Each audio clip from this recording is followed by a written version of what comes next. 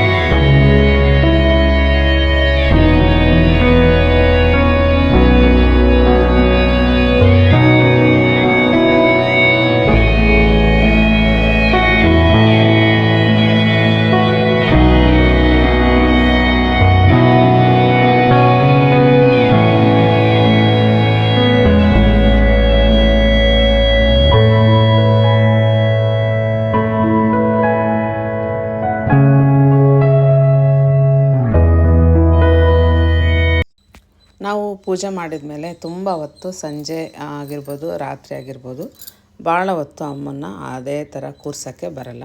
ಸ್ವಲ್ಪ ಶಾಂತಿ ಮಾಡಬೇಕಾಗತ್ತೆ. ಹಾಲು ಹಣ್ಣು ನೈವೇದ್ಯ ಮಾಡಿ ಒಂದು ಬಲಗಡೆಯಿಂದ ಹೂವನ್ನು ಇಳಿಸಿ ಸ್ವಲ್ಪ ಜಾಗನ ಕದಲಿಸ್ಬೇಕಾಗತ್ತೆ ಅಮ್ಮನ. ಆ ಥರನೂ ಸಹ ರಾತ್ರಿ ಪೂಜೆನ ಮಾಡಿ ಇಳಿಸ್ಬೇಕಾಗತ್ತೆ. ಕೆಲವರು 3 ದಿವಸ 5 ದಿವಸ ತನಕ ಇಟ್ಕೊತಾರೆ. ಮತ್ತೇನು ಸಮಾಚಾರ? ಎಲ್ಲರೂ ಊಟ ಎಲ್ಲ ಮಾಡಿದ್ರೆ, ಹೋಳಿಗೆ ಎಲ್ಲ ನಿಮ್ಮ ಮನೆಯಲ್ಲೂ ಮಾಡಿರ್ತೀರ, ಕೆಲವರು ಪಾಯಸ ಮಾಡ್ತಾರೆ. ಅವ್ರದ್ದು ಅದೇನಿಲ್ಲ ಸ್ನೇಹಿತರೆ, ಯಾವುದಾದ್ರೂ ಖುಷಿಯಿಂದ ನಮ್ಮ ಮನೇಲಿ ಏನಿರ್ತೋ ಅದನ್ನ ಮಾಡಿ ಪೂಜೆಯನ್ನು ನಾವು ಮುಗಿಸೋಣ. ಎಲ್ಲರಿಗೂ ಒಳ್ಳೇದಾಗಲಿ, ವರಮಹಾಲಕ್ಷ್ಮಿ ಅಮ್ಮನವರು ಒಳ್ಳೇದು ಮಾಡಲಿ. ಮುತ್ತೈದೆಯರಿಗೆ ಎಲ್ಲರಿಗೂ ನಾನು ಅರಿಶಿನ ಕುಂಕುಮನ ನಮ್ಮ ಹೋಟೆಲಲ್ಲಿ ಕೊಟ್ಟಿರೋ ಅಂಥದ್ದು. ಸುಮಾರು ನನಗೆ ಆತ್ಮೀಯರಾದಂತಹ ಒಂದು ತುಂಬ ನಮ್ಮ ಕಷ್ಟಕ್ಕೆ, ನಮ್ಮ ಹೋಟೆಲ್ಗೆ ತುಂಬ ಅವರು ನಮ್ಮ ಹೆಣ್ಮಕ್ಳು ಬರ್ತಾರೆ, ಮುತ್ತೈದೆಯರು ಅಲ್ಲೇ ನನಗೆ ಸಿಕ್ಬಿಡ್ತಾರೆ. ಆಮೇಲೆ ನಮಗೆ ಹೋಟ್ಲಿಗೆ ಬರೋಂಥ ಕಸ್ಟಮರ್ಸ್ಗೂ ಸ್ವಲ್ಪ ಜನಕ್ಕೆ ನಾನು ಕುಂಕುಮವನ್ನು, ಅರಶಿನ ಕುಂಕುಮ ಸಮೇತ ಉಡಿಯನ್ನು ಕೊಟ್ಟೆ. ಈಗ ನಾನು ಸ್ವಲ್ಪ ಮನೆಗೆ ಬಂದು ಸ್ವಲ್ಪ ಅಷ್ಟೋತ್ತರಗಳನ್ನು ಮತ್ತು ಮಂತ್ರಗಳನ್ನು ಮತ್ತು ಎಲ್ಲ ಒಂದು ರೀತಿ ಅಮ್ಮನಿಗೆ ಕೆಲವೊಂದು ನನ್ನ ಸಂಗೀತ ಹಾಡು ಏನು ಸೇವೆ ಸಲ್ಲಿಸ್ಬೇಕೋ ಅದನ್ನ ನಾನು ರಾತ್ರಿ ಬಂದು ಸಲ್ಲಿಸ್ತೀನಿ ಅಮ್ಮನಿಗೆ. ಈಗ ಅದೇ ಕೊನೆ ಪೂಜೆನ ನಾನು ಮಾಡಿ ನಿಮ್ಮ ಹತ್ರ ನಾನು ಮಂಗಳಾರತಿ ಮತ್ತು ಅರಶಿನದ ಕುಂಕುಮದ ಓಕಳಿಯನ್ನು ಆಕೆಗೆ ಮಾಡಬೇಕು. ಯಾಕೆಂದರೆ ಕಣ್ಣೆಸರಾಗುತ್ತೆ, ದೃಷ್ಟಿ ಆಗುತ್ತೆ ತಾಯಿಗೆ ಅಂತ. ಎಲ್ಲ ದೃಷ್ಟಿಗಳನ್ನು ತನ್ನ ದೃಷ್ಟಿಯಲ್ಲಿ ನೋಡಿ ಒಂದು ಇಡೀ ಭೂಮಂಡಲವನ್ನೇ ರಕ್ಷಣೆ ಮಾಡ್ತಕ್ಕಂಥ ಆದಿಶಕ್ತಿಗೆ ನಾವು ಯಾವುದೇ ದೃಷ್ಟಿ ತೆಗೆಯ ಒಂದು ಇದಿಲ್ಲ. ಆದರೂ ಸಹ ನಮ್ಮ ಹಿರಿಯರು ಹೇಳ್ಕೊಟ್ಟಿರೋ ಥರ ಆಕೆಗೆ ಒಂದು ಆರತಿಯನ್ನು ಮಾಡಬೇಕು. ಯಾಕೆಂದರೆ ದೃಷ್ಟಿ ಆಗುತ್ತೆ. ಆಕೆ ಅಷ್ಟು ಅತಿಲೋಕ ಸುಂದರಿ ಆ ತಾಯಿ. ಲಕ್ಷ್ಮಿ ಅಂದರೆ ಎಲ್ಲ ಥರದಲ್ಲೂ ನಮ್ಮ ಜೀವನ, ನಮ್ಮ ಭೂಮಿ ಮೇಲೆ ನಾವಿಲ್ಲಿ ನಿಂತಿರೋದೇ ಆಕೆಯ ಕರುಣೆಯಿಂದ. ಇಲ್ಲಿ ನಾನು ನಡುಮನೆಯಲ್ಲಿ ಬಂದು ನಮ್ಮ ಹಾಲಶ್ರೀ ಗುರುಗಳು, ವಿಶ್ವೇಶ್ವರ ಹಾಲಸ್ವಾಮಿ ಗುರುಗಳಿಗೆ, ನಮ್ಮ ರಾಘವೇಂದ್ರ ಗುರುಗಳಿಗೆ, ನಮ್ಮ ಪಂಚಪೀಠದ ಗುರುಗಳಿಗೆ ಮತ್ತು ನಮ್ಮ ಸಾಯಿಬಾಬಾ ಗುರುಗಳಿಗೆ, ಮಹಾಲಕ್ಷ್ಮಿ ಅಮ್ಮನವ್ರಿಗೆ, ಕಟೀಲು ದುರ್ಗಾ ಪರಮೇಶ್ವರಿಯವರಿಗೆ ಮತ್ತು ನಮ್ಮ ಭುವನೇಶ್ವರಿ ತಾಯಿಗೆ ನಾನು ಆರತಿಯನ್ನು ಊದ್ಬತ್ತಿಯನ್ನು ಬೆಳಗಿ, ಮಂಜುನಾಥ ಸ್ವಾಮಿಗೆ, ಮಹಾದೇವನಿಗೆ ನಾನು ಒಂದು ಊದ್ಬತ್ತಿ ಬೆಳಗಿ, ನೆಕ್ಸ್ಟ್ ನಾನು ಸಂಜೆ ಹೊರಗೆ ಬಾಗಿಲು ಪೂಜೆಯನ್ನು ಮಾಡಿ ಆ ತುಳಸಿ ಅಮ್ಮನವ್ರಿಗೆ ಪೂಜೆ ನಮಸ್ಕಾರ ಮಾಡಿ ಆಕೆಗೆ ಈಗ ಒಳಗೆ ಬಂದೆ ಸ್ನೇಹಿತರೆ. ಬಂದು ನನ್ನ ಒಂದು ಬೇರೆ ಕೆಲಸ ಮಾಡ್ತಾಯಿದ್ದೀನಿ. ನಾನು ಲೈವಲ್ಲಿ ಮೊನ್ನೆ ಹೇಳಿದ್ದೆ ನಾನು ಏನೇನು ಹೆಣ್ಮಕ್ಳಿಗೆ ಕೊಟ್ಟೆ ಅಂತ, ಅದನ್ನು ತೋರಿಸ್ತಾ ಇದ್ದೀನಿ. ನಾವು ನಮ್ಮ ಮನೇಲಿ ಈ ಥರ ಕಾಟನ್ ಕವರಲ್ಲಿ ನಾನು ಕೊಟ್ಟಿರೋ ಅಂಥದ್ದು ಏನೇನು ನಾನು ಕೊಟ್ಟೆ ಅಂತ ನಿಮಗೆ ಹೇಳ್ತೀನಿ. ದಕ್ಷಿಣೆ ಕೊಟ್ಟಿದ್ದೀನಿ, ಇದರಲ್ಲಿ ದಕ್ಷಿಣೆ ಇದೆ. ಆಮೇಲೆ ಬಾಗಿಣದ ಸಾಮಾನು ಅಂತಾರೆ, ಬಾಗಿಣದ ಸಾಮಾನು ಇದೆ, ಎಲೆ ಅಡಿಕೆ ಇದೆ. ಆಮೇಲೆ cotton blouse piece, pure cotton blouse piece ಇದೆ. ಇದು 1 ಮೀಟ್ರ್ ಫ್ರೆಂಡ್ಸ್, 130 ರುಪೀಸ್ಗೆ 1 ಮೀಟ್ರು. ಇದು ಇಲ್ಲೇ ನಮ್ಮ ಚನ್ನಗಿರಿಯಲ್ಲೇ ನಾನು ಅಂಗಡಿಯಲ್ಲಿ ತೊಗೊಂಡಿರೋ ಅಂಥದ್ದು ಸ್ನೇಹಿತರೆ. ನಮ್ಮ ಪರಿಚಯದವ್ರನ್ನ ಕಳಿಸಿದ್ದೆ, ತೊಗೊಂಬಂದರು. ಅವರೆಲ್ಲ ವಾಟ್ಸಪ್ಗೆ ಹಾಕಿದ್ರು ಫೋಟೋಸ್ ಎಲ್ಲ, ತೊಗೊಂಬರೋಕ್ಕೆ ಕಳಿಸಿದ್ದೆ ನಾನು. ಮತ್ತು ಜೋಡಿ ತೆಂಗಿನಕಾಯಿ ಕಾಣ್ತಾ ಇದೆ ನೋಡಿ, 2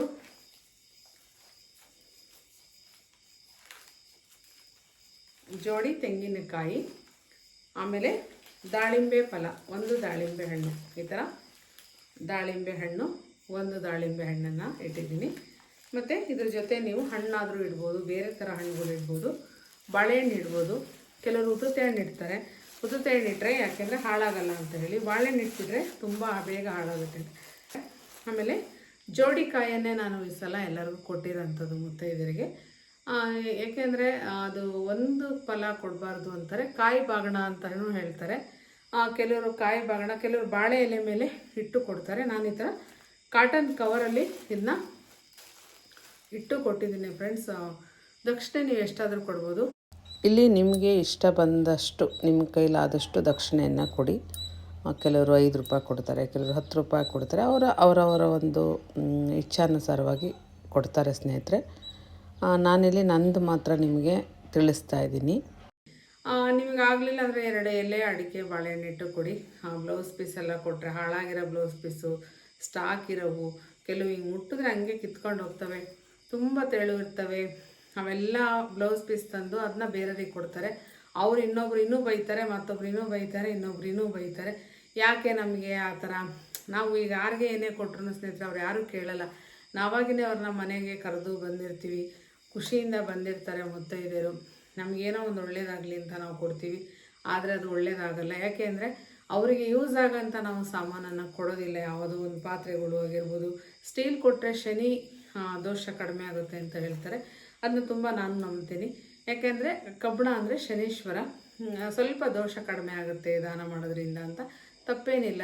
ಆದರೆ ಪ್ಲಾಸ್ಟಿಕ್ಕನ್ನು ಕೊಡೋದು, ಈ ಕಿತ್ತೋಗಿರೋದು, ಹಾಳಾಗಿರೋದು, ತುಂಬ ಪಿಂಜಿಕೊಂಡಿರೋ ಅಂಥದ್ದು, ತುಂಬ ಕಡಿಮೆ ರೇಟಲ್ಲಿ, ತುಂಬ ಕಡಿಮೆ ಕ್ವಾಲಿಟಿಯಲ್ಲಿ ಬರೋಂಥ ಬ್ಲೌಸ್ ಪೀಸನ್ನು ಖಂಡಿತ ಮುತ್ತೈದೆಯರಿಗೆ ಕೊಡಬೇಡಿ ಅಂತ ಹೇಳ್ತೀನಿ. ಮತ್ತು ಒಂದು ಒಳ್ಳೆ ಬ್ಲೌಸ್ ಪೀಸ್ ನೋಡಿರಿ, ಈ ಥರ ಇದು ನೋಡಿ ಸ್ನೇಹಿತರೆ, ಈ ಥರ blouse piece, cotton blouse piece ಇದೆಯಲ್ಲ, ಎಲ್ಲದಕ್ಕೂ ಮ್ಯಾಚಿಂಗ್ ಆಗುತ್ತೆ. ಯಾವ ಸ್ಯಾರಿ ಉಟ್ಕೊಂಡ್ರು ಮ್ಯಾಚಿಂಗ್ ಆಗುತ್ತೆ. ಕೆಲವೊಂದು ಚಾನಲ್ಗಳಲ್ಲಿ ನೋಡಿದಾಗ ಸುಮ್ಮನೆ ಅವ್ರು ತೋರಿಸೋಂಥ ಐಟಮ್ಸ್ ಎಲ್ಲ ನಾವು ತೊಗೊಂಡ್ರೆ ಎಷ್ಟು ದುಡ್ಡು ಇಟ್ಕೊಂಡ್ರು ಸಾಲದಾಗ ನಾವು ಅಂಥ ಐಟಮ್ಸ್ಗಳು ತೋರಿಸ್ತಾ ಇರ್ತಾರೆ.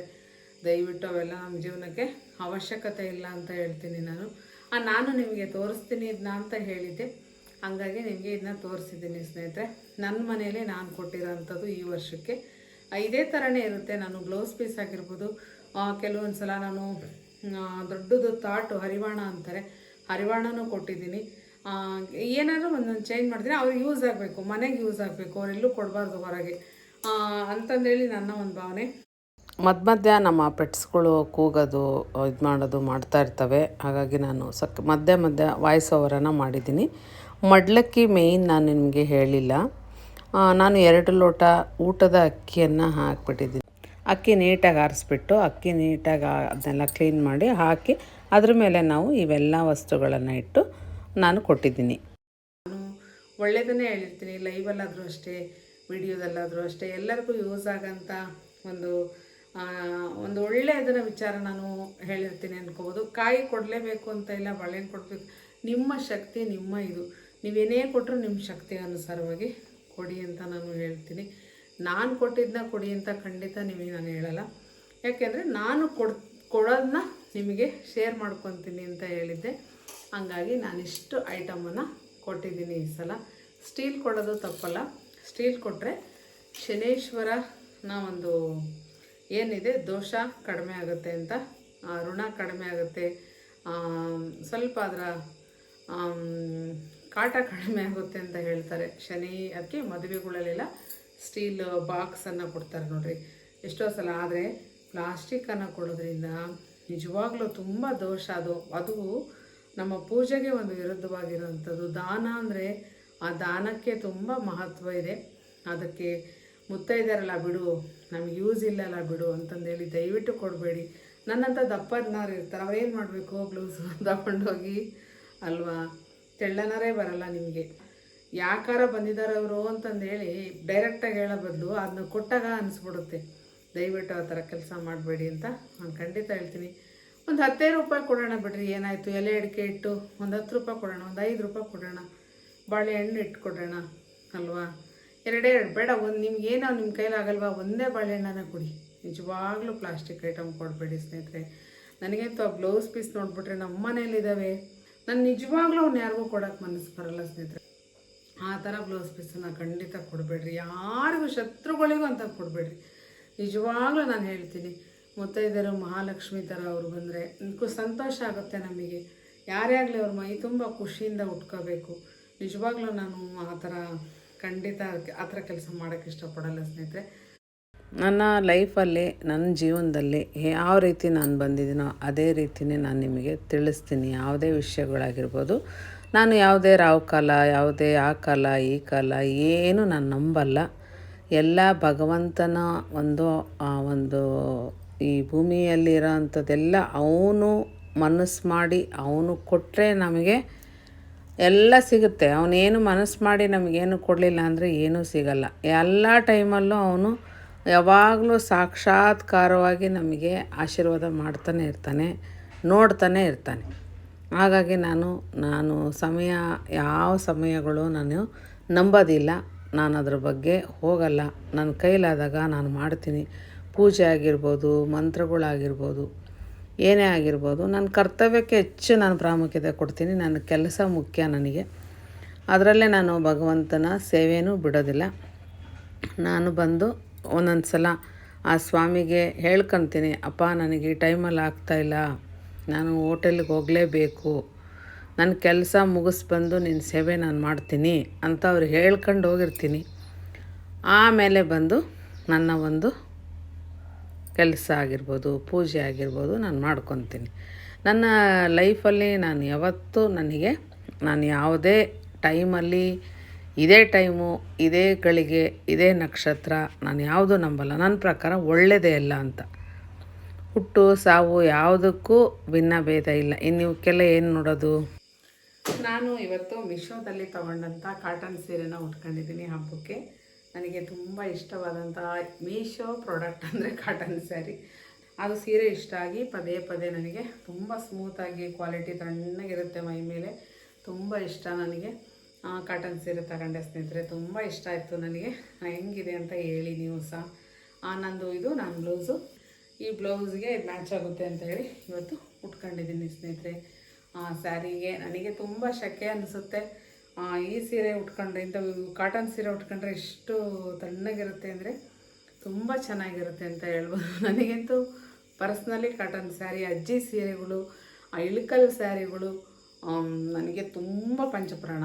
ಕಾಟನ್ ಸೀರೆ ತುಂಬ ಇಷ್ಟ ನನಗೆ. ಹಂಗಾಗಿ ನಾನು ಕಾಟನ್ ಸೀರೆ ತುಂಬ ಆಸೆ ಪಡ್ತೀನಿ.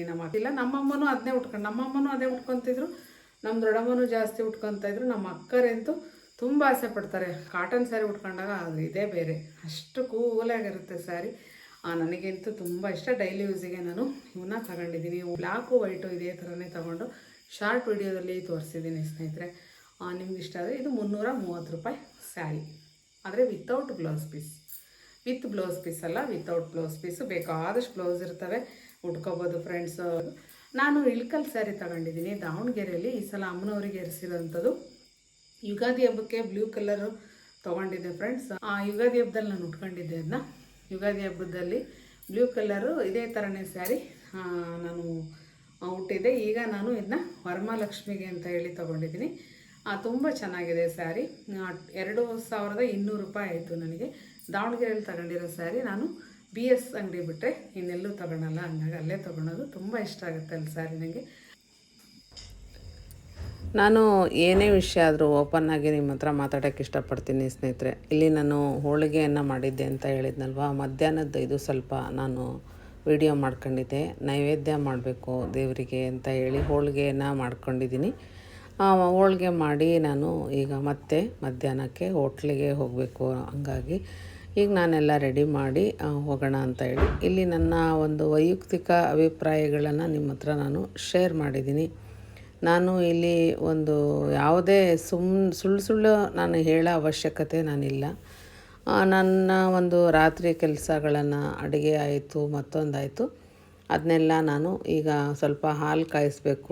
ಇಲ್ಲಿ ತ್ರಿವೇಣಿ ಯೂಟ್ಯೂಬ್ ಚಾನಲ್ ಅಂದರೆ ನನ್ನ ಲೈಫ್ ಸ್ಟೈಲನ್ನೇ, ನನ್ನ ಕೆಲಸವನ್ನೇ, ನನ್ನ ಒಂದು ದಿನನಿತ್ಯದ ಜೀವನ, ನನ್ನ ಒಂದು ಎಲ್ಲದನ್ನೂ ನಿಮಗೆ ನಾನು ಶೇರ್ ಮಾಡಲೇಬೇಕಾಗುತ್ತೆ. ಯೂಟ್ಯೂಬಿಗೆ ಬಂದಾಗ ನಾನು ವ್ಯೂಸ್ ಬಗ್ಗೆ ನನಗೇನೋ ವ್ಯೂಸ್ ಬರುತ್ತೆ ಅಂತ ಹೇಳಿ ನಾನು ಏನೇನೋ ನಿಮಗೆ ಸುಳ್ಳು ಹೇಳೋಕ್ಕೆ ಇಷ್ಟಪಡೋದಿಲ್ಲ.